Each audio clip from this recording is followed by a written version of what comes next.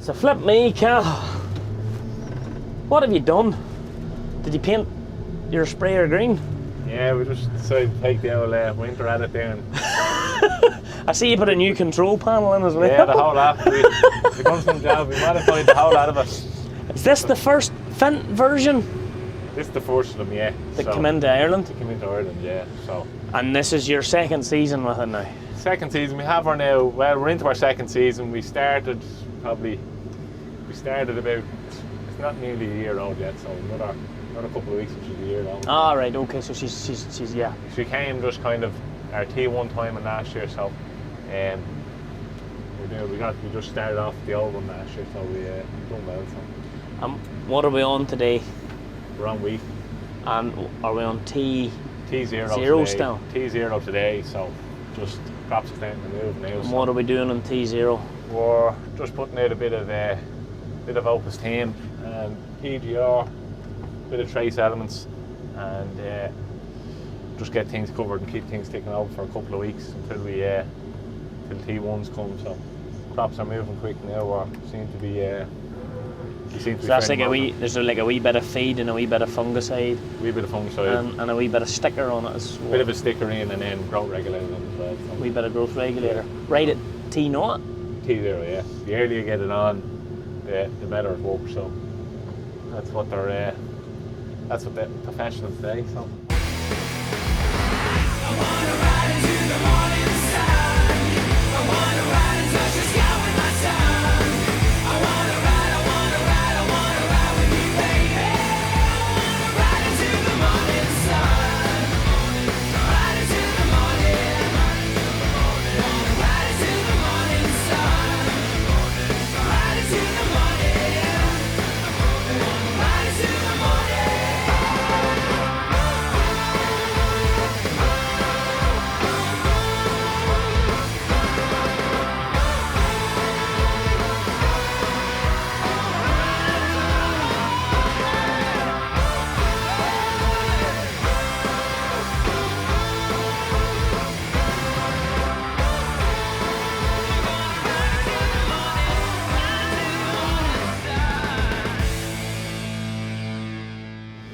So you have different modes, you have soil, you have crop, you have hybrid. So a hybrid is, if you have an uneven crop, it'll kind of judge between, like the voice of the rate can be a bit uneven at times, so if you're going over and it has a sudden dip. She's judging the surface of what she's spraying? Yeah, so there's 5 sensors on the boom there that's judging the whole crop. So you have 3 different settings then, so if you're running above the ground, it's obviously more sensitive, you can set it up to be more sensitive, and then stop crop. She just doesn't run. She runs fairly smooth then. So. Well, let's let's get spraying. Right. Right out. Yeah, because I'm the boss, like. Boom! There's one cone. No, what did you? Don't be at that. Well, I think I can see now why you have wide wheels on. Yeah, a little bit. We're still a little bit wet. I've never seen a sprayer with wheels like that on it really. Now don't get me wrong, we're not maybe experts in sprayers. We know there's Batemans, and we know there's the new Amazon, and we know there's this, and we know there's a few trailed ones out there. But like, is there a big difference in them, or in your opinion? In my opinion, there's obviously, as you say, there's plenty of different makes of sprayers, but we've tried a few of them, we've looked at a few of them. Some of them are just finished, like the finish of this cab and the comfort of this cab. We cannot fault the cab of this yoke, because the comfort you have, you're sitting in these for 16, 17 hour days when you're under pressure. Like, you don't get out of it sore, you're getting out of it, not you're getting out of it relaxed, but you're getting out of it ready to go and train. Yeah, ready to do a bit of training or curling. Something like that, yeah. But it's an enjoyable yoke to drive. Like, even on the old machine that we had, like, that was a nice machine to drive, but now, like, this is just. Honestly, have they made them?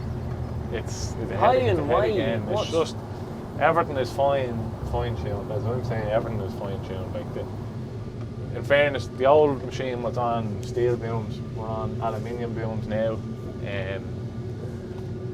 the aluminium booms, the way the NORAC system works, it's just, it reads the ground and it's a sudden reaction. Like you can set up your NORAC system to what you want, how fast it reacts to the ground.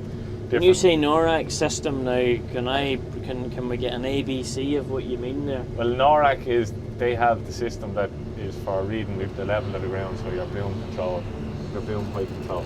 And does all that nice movement, are you feeling that right through the cab? Is it lighter at the back? Is it? Well, yeah, it's everything is like, when you turn with this now, you're in control, whereas the old sprayer, when you had the steel boom, you turned, like the steel booms were throwing you around like they were. You could feel them, but you don't feel these behind you now. What was the thoughts then, previous, when you had the steel booms? Were they considered a better job, or?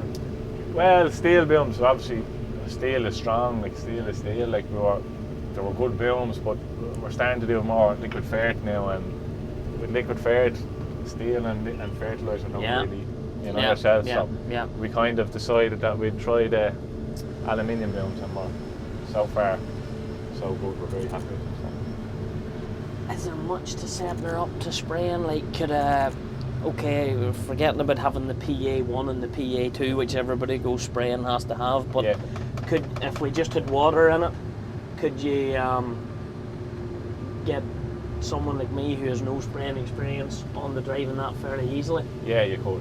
It's like, I was lucky enough that we have Fendt as well, and obviously with it being a Fendt system, the Fendt tractors and your terminals here are they're all very fairly similar. So it's kind of, it was a bit like a duck to water. Like it's kind of, it's very self-explanatory. And the fact that we had the Challenger before this, it was like very easy to get used to. Just listen to service. Like when we bought this first, like Fendt sent over a specialist, and they came over and they done a day with us to just pretty much showing us a few bits about it. Like, and it's nice for them to spend a day with you to set it up, like, as well. So. What tyres is on this? 710s on it at the minute for our they're kind of our floaties, as we call them.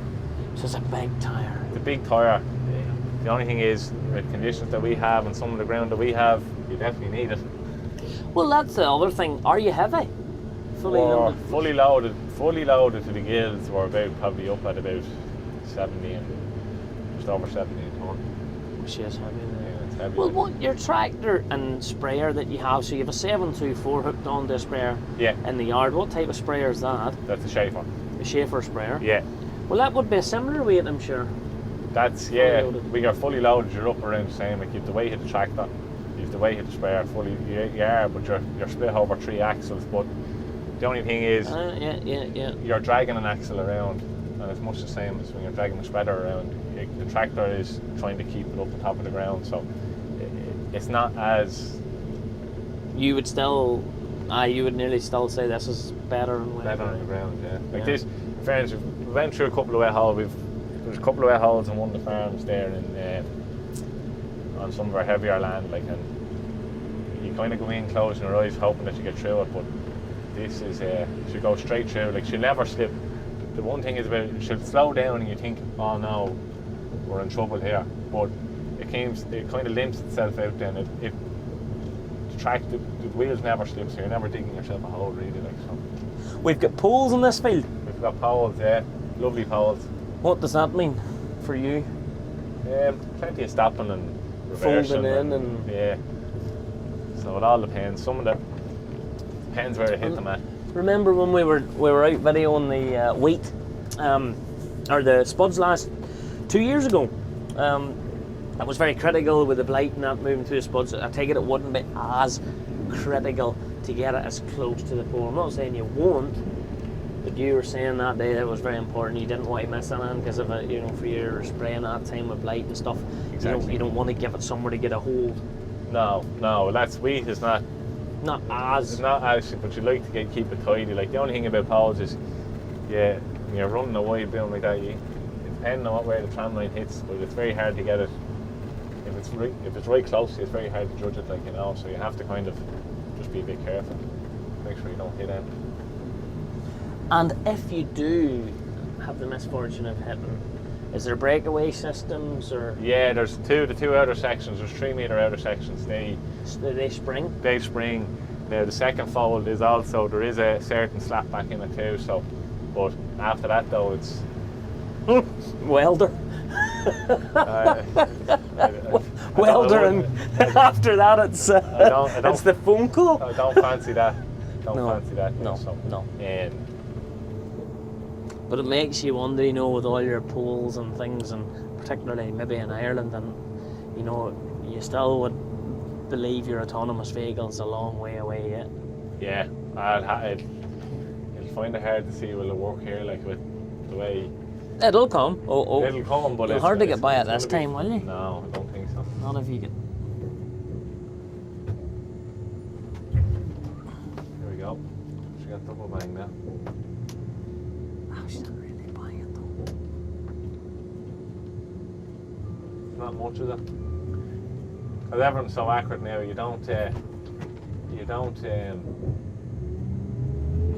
because there's no way for every round one. You used to be able to get in the middle that your GPS was just a little bit out.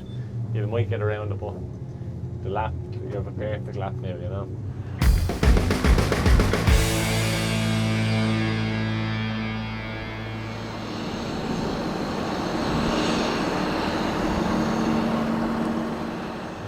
That section control is cool. It's a good job, isn't it? It's cool when you watch it going out round the pole that way.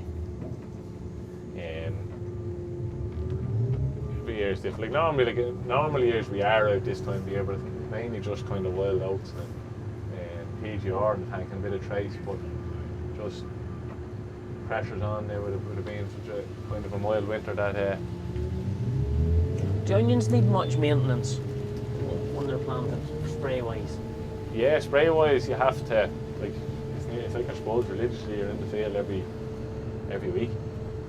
You know, just keep on top of mildew. You know, it depends on, you can stretch them a little bit more, you can stretch them out to about 10 days depending on what products you're using.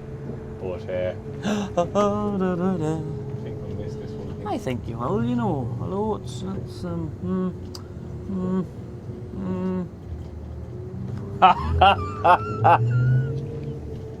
Just about. You missed that one by a bit of an inch. Very good.